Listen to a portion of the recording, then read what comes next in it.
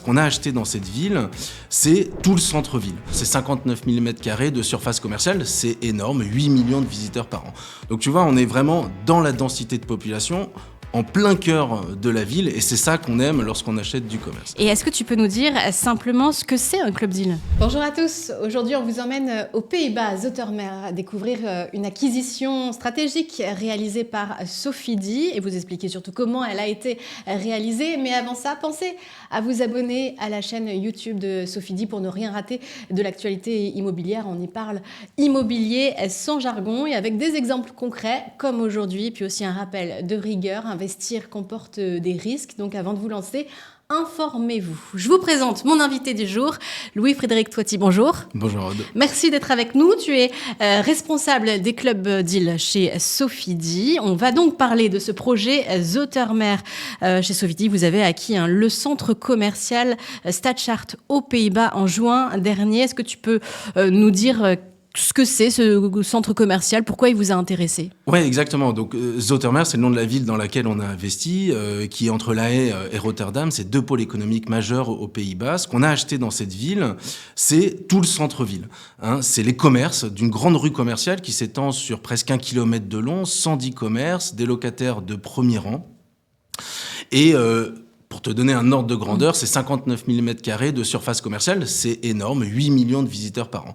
Donc tu vois, on est vraiment dans la densité de population, en plein cœur de la ville, et c'est ça qu'on aime lorsqu'on achète du commerce. Ça, c'est le premier point.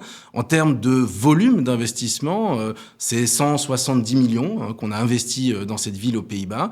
C'est un montant important qu'on n'a pas fait seul, on l'a fait en co-investissement, justement. Nos fonds, des co-investisseurs et un opérateur, une foncière côté néerlandaise qui s'appelle Vereldav, qui va aussi nous aider à gérer le centre. On y reviendra tout à l'heure.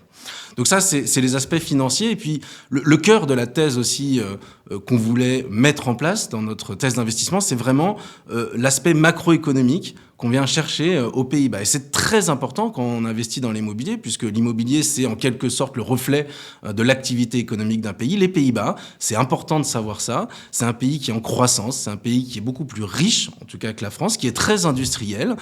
C'est un pays qui a des finances publiques, on en parle beaucoup en ce moment, qui sont saines, avec une dette typiquement sur le PIB qui est beaucoup plus bas que la France et inférieur à la moyenne européenne.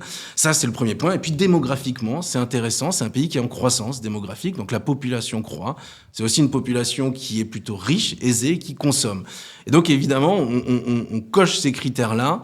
Pour nous, c'est vraiment cet intérêt macroéconomique qu'on va essayer sur lequel on va s'appuyer pour aller investir sur du commerce dans cette géographie.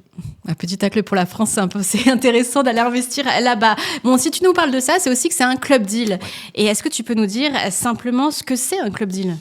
Eh ben, vraiment très simplement, c'est la mutualisation des moyens. C'est plusieurs co-investisseurs qui vont se retrouver autour de table pour investir dans un projet, pour pouvoir avoir la capacité d'aller investir sur un actif qui est plus grand. C'est comme si vous avez dans votre voisinage plusieurs personnes qui s'associent pour acheter une maison, un immeuble ensemble, et donc qui vont aller avoir une vision commune d'exploitation et de création de valeur.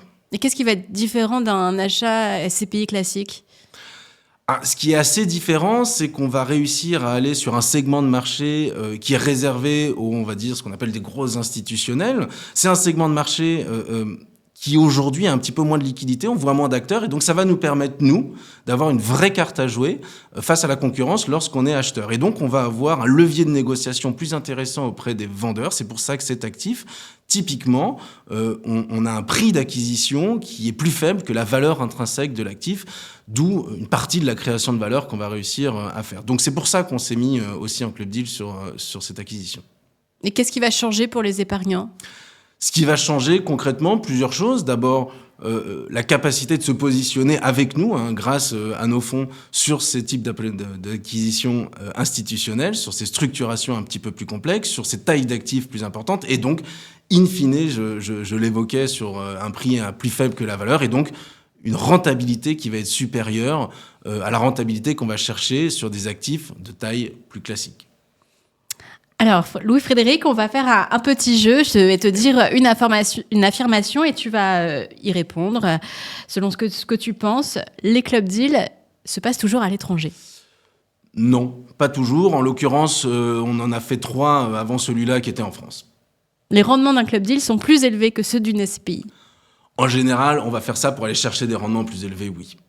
Les club deals permettent d'accéder à des actifs que l'on n'aurait pas pu se payer. Je dirais oui, c'est exactement ce que j'évoquais. On va aller chercher des actifs qui sont de taille plus importante et donc qu'on ne va pas aller acheter nous-mêmes. Et les club deals sont réservés à des opérations risquées ou exotiques ? Non. Au contraire, on est typiquement dans la stratégie d'investissement de nos fonds, c'est-à-dire la granularité, la mutualisation du risque. C'est pour ça qu'on va acheter un centre-ville entier avec 110 locataires et donc une grande granularité, une mutualisation de nos contreparties locatives. Et un club deal est un bon moyen de tester le marché avant d'y aller massivement.